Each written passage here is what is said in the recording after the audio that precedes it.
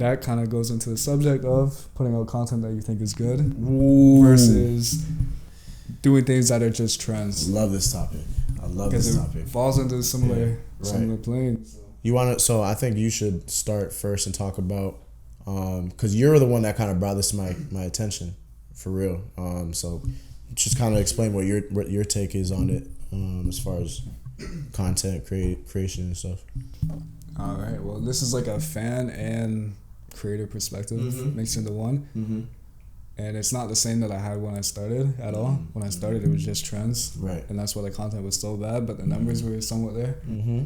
I feel like you need a balanced approach, because there's purists that are just like, they just care about the video or the art, for example. Right. And they can still, a lot of them still do well. Mm-hmm. But like, when they start out, it takes so much longer because like there's no audience engagement behind it. There's no momentum. It's just, I like this piece of work, I'm putting it out. This is good, I'm putting it out.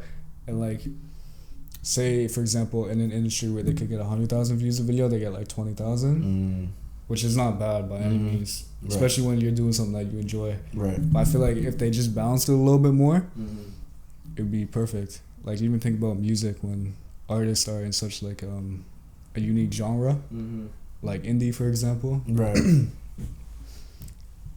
If they marketed it a different way, or they went out into different genres a little bit, they'd probably be a bigger artist. Yeah. But that's not what they want to do, so they keep it pure, and a lot of them do well, but it's a lot harder to do well just doing exactly what you want to do. Right. Now, on the other side, if you only chase trends and you hop on every new thing, you have a lot of width, which is numbers, and reach and engagement, but you don't have a lot of depth, which is consistent, like fan base. Like, for example, say you go to the Lakers because they're like a big name.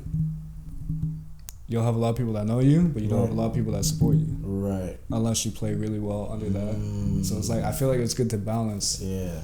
So that's just my take on it.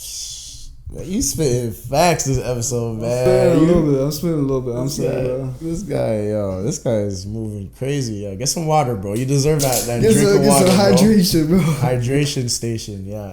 Oh man, nah, bro. That was great.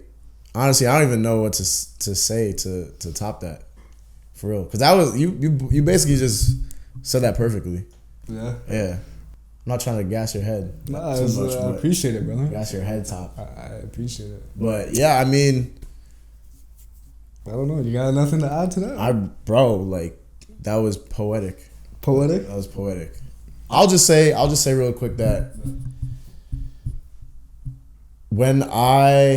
another thing, I guess, for me, with what you're saying, is that I've always grown up trying to be as authentic as possible.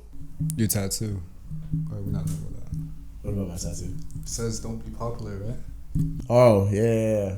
Yeah, my first tattoo that I got. But basically, I've always grown up that way. And I've always embraced my heritage, my culture. You know, I got my Jamaica wristband on me. I'm a proud Jamaican Canadian. And it didn't matter what stage of life I was in. It was elementary school, high school, college. Like, if I wasn't authentic and I wasn't like true to myself, then something was wrong. Yeah. And I feel like, in a way, that also can relate to content creation and basketball and stuff like that. Like, for me as a basketball player, I don't want to.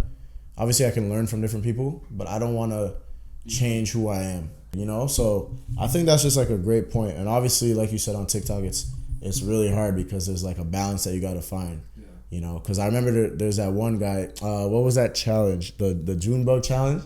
What's that? That dude, like, he had like that whole trend that he started, and like he was the creator and everyone else followed. You know what I mean? Yeah. But at the same time, it's like, all right, now everyone knows him for that. How long can you do that challenge for? Yeah. And his videos were tough. Like, he would do them in different locations, but like, it got to a point where it's like, all right, like day 60, like, there's only so much you can do. Definitely. You know what I mean? But then there's the other people that are really good at copying like other trends and stuff, and it's like, oh, like, this person's always good at remastering stuff. You know what I mean? Mm-hmm. So obviously, there's nothing wrong with remastering something and make it your own, but I think there's definitely like a balance, and I mean, yeah, you put it picture perfect.